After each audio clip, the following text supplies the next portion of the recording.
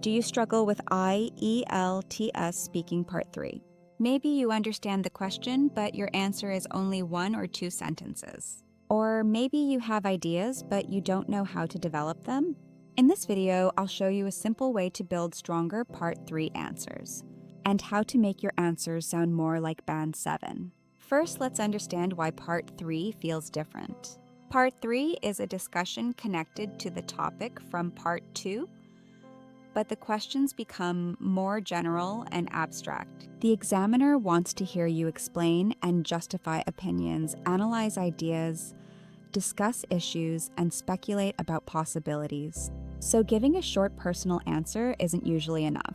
One of the biggest mistakes candidates make is answering a Part 3 question as if it were Part 1. They give their opinion and then stop. For example, yes, I think they do. People use social media a lot nowadays. This answer isn't necessarily wrong, but it's underdeveloped. We've given an opinion, but we haven't really explained it. So here's a simple framework you can use to develop your ideas. Start with your answer, then explain why you think that. Add an example when it helps. And finally, you can explain the result or consequence.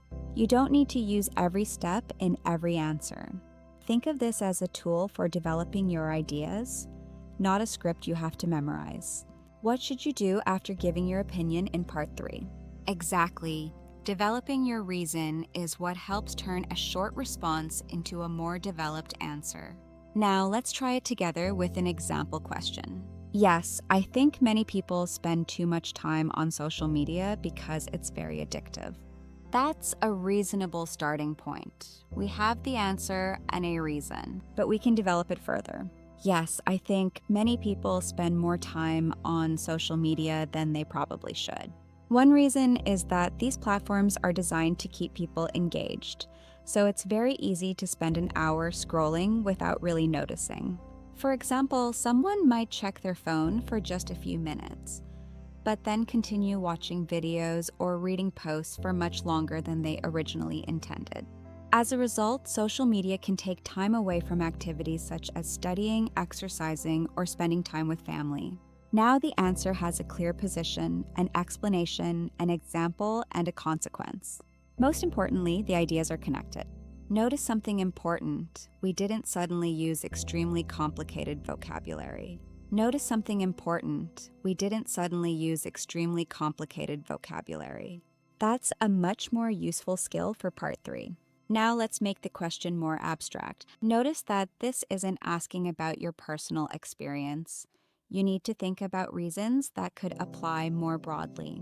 Why do you think people are more influenced by social media than in the past? I think social media has become more influential because people use it every day. Again, that's a reasonable idea, but let's develop it. I think one major reason is that people are exposed to social media almost constantly. Unlike traditional forms of advertising, social media can appear throughout the day, whether someone is watching videos, reading the news, or simply checking messages. For example, younger people may see the same product, lifestyle, or opinion repeatedly from different creators.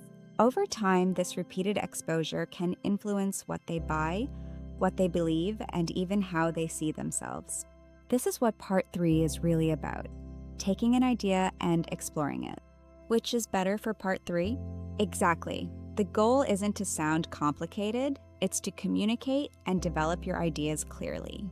If you remember only 3 things from this video, remember these. Answer the question directly. Secondly, you must develop your main idea and support it with an explanation, example, or consequence when appropriate.